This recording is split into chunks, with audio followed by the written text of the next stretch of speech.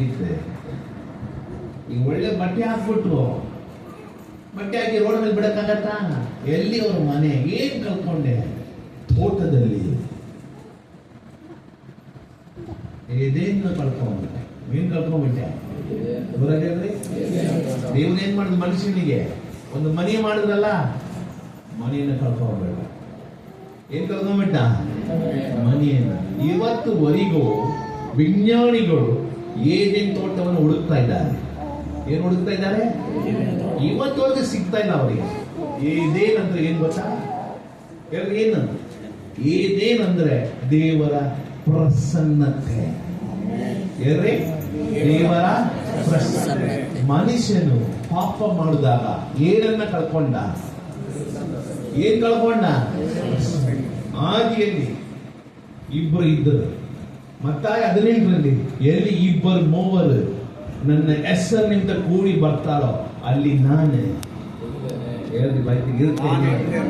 ಹೇಳ್ತಾರೆ ಇಲ್ಲಮ್ಮ. ಪಾಪ ಮಾಡಿದಾಗ ಯಾರನ್ನ ಕಳ್ಕೊಂಡ? ಏದೇನ ಕಳ್ಕೊಂಡ. ಯಾವ್ದು ಏದೇನ್ ಅಂದ್ರೆ? ಪ್ರಸನ್ನತೆ. ಎಸ್. ಈಗ ಮತ್ತಾಯದಲ್ಲಿ ಇದೆಯಲ್ಲ, ನನ್ನ ಹೆಸರಿನಿಂದ ನೀವು ಕೂಡಿ ಬಂದ್ರೆ ಮತ್ತೆ ಏನ್ ಸಿಗತ್ತೆ? ಏದೇನ್. ಏದೇನ್ ಅಂದ್ರೆ ಪ್ರಸನ್ನತೆ. ನಿಜನ ಇಲ್ಲೋ? ಎಸ್. ಅದು ಮಾತ್ರ ಅಲ್ಲ, ಅವನು ಏನನ್ನ ಕಳ್ಕೊಂಡ? ಆದಿಯಲ್ಲಿ ಸೃಷ್ಟಿಕರ್ತನನ್ನ ಕಳ್ಕೊಂಡ್ಬಿಟ್ಟ.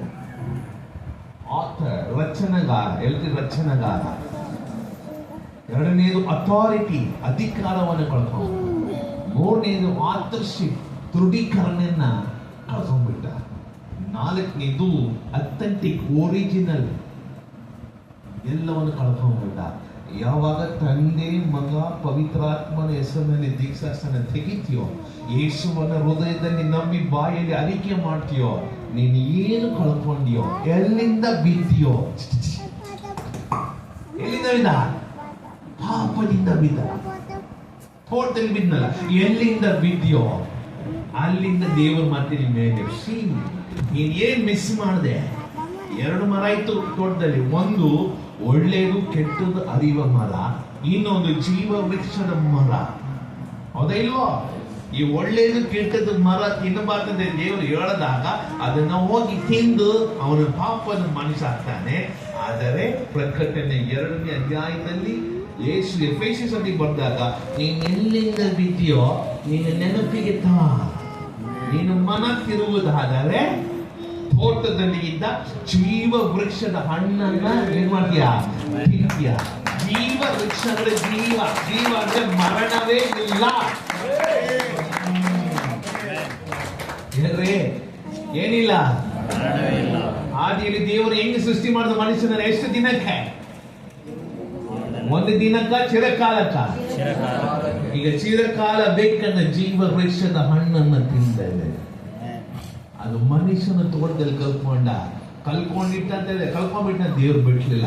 ತನ್ನ ಒಬ್ಬನೇ ಮಗನಾದ ಯೇಸು ಕ್ರಿಸ್ತನನ್ನ ಕಳಿಸಿಕೊಡ್ತಾರೆ. ಯೇಸು ಕ್ರಿಸ್ತನಲ್ಲಿ ಯಾರು ಇರೋದು? ಈಗ ಮಾತಾಡಿ, ಯಾರು ಇರೋದೆ? ಇಷ್ಟೊಂದು ಹೇಳ್ಕೊಂಡ್ರೆ ಯಾರು ಇರೋದು ಯೇಸು ಕ್ರಿಸ್ತನ ಒಳಗೆ? ಎಲ್ಲಲ್ರೇ?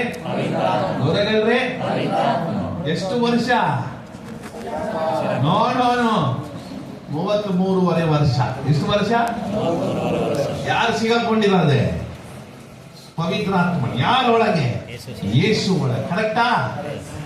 ಅದಕ್ಕೆ ಯೇಸು ಹೇಳ್ತಾರೆ, ನಾನು ಹೋಗೋದು ಒಳ್ಳೆಯದು. ಹೇಳ್ತಾರ ಇಲ್ವೋ? ವಾಕ್ಯದಲ್ಲಿ ಯೋಹಾನ ಬರೆದ ಸುವಾರ್ತೆಯಲ್ಲಿ ನಾನು ಹೋಗೋದು ಒಳ್ಳೆಯದೇ. ಯಾಕೆ? ನಾನು ಹೋದ್ರೆ ಯಾರನ್ನ ಕಳಿಸ್ಕೊಡ್ತೀನಿ? ನಿಮ್ಗೊಂದು ಸಹಾಯಕನ ಕಳಿಸ್ಕೊಡ್ತೇನೆ. ಯಾರೋ ಸಹಾಯಕನೇ? ಅವರು ನಿಮ್ಮನ್ನ ಸಕಲ ವಿಧವಾದ ಸತ್ಯದಲ್ಲಿ, ಜ್ಞಾನದಲ್ಲಿ, ಅರಿವಲ್ಲಿ, ತಿಳುವಳಿಕೆ, ನೀನ್ ಯಾರೇ, ನಿನ್ನ ಹೆಸರು ಏನು, ನಿನ್ ಕುಲ ಏನು, ಗೋತ್ರ ಏನು, ನಿನ್ನ ಮನೆ ಏನು, ನಿನ್ನ ಆಸ್ತಿ ಏನು, ನಿನ್ನ ಸಂಪತ್ತಿ ಏನು, ಇದು ಎಲ್ಲವನ್ನ ನಿನಗೆ ಬಂದು ಹೇಳ್ಕೊಡ್ತಾರೆ.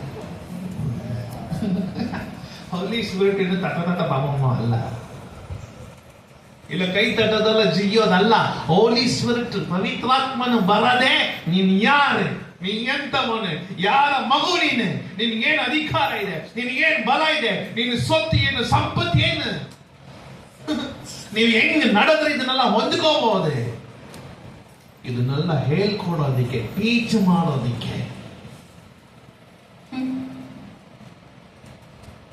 VA ಗೊತ್ತಾ? VA ವಿಲೇಜ್ ಅಕೌಂಟೆಂಟ್ ಗೊತ್ತಾ? ಅವನಿಗೆ ಗೊತ್ತು ಯಾರ ಹತ್ರ ಯಾರ್ಯಾರ್ದು ಏನೇನು ಸೊತ್ತು ಅಂತ. ಕರೆಕ್ಟ್ ಅಲ್ಲ? ಪವಿತ್ರಾತ್ಮನು VA ಇದ್ದಂಗೆ ನಿಮ್ಮ ಲೈಫ್ಗೆ. ಆಮೇಲೆ ಹೇಳ್ರಿ, ಯೇಸು ಹೇಳ್ತಾರೆ, ನಾನು ಹೋಗೋದು ತುಂಬಾ ಒಳ್ಳೆಯದು. ಯಾಕೆ? ನಾ ಇಲ್ಲಿದ್ರೆ ಬಲ್ಕ ನನ್ನ ಜೊತೆಗೆ ಅಂತ. ರೈಟ್? ನಾನು ಹೋಗೋದು ಒಳ್ಳೆಯದು. ಅದಕ್ಕೆ ಹೇಳ್ತಾರೆ ನೋಡ್ರಿ, ಇಲ್ಲೇ ವೆಯ್ಟ್ ಮಾಡ್ರಿ. ಎಲ್ಲೇ ವೆಯ್ಟ್ ಮಾಡ್ರಿ, ಸೇವೆಗೆ ಹೋಗ್ಬೇಡ್ರಿ. ಎಲ್ಲಿ ಹೋಗ್ಬೇಡ್ರಿ? ಯಾರು ಹೇಳೋದೆ? ಹೇಳ್ತಾರೆ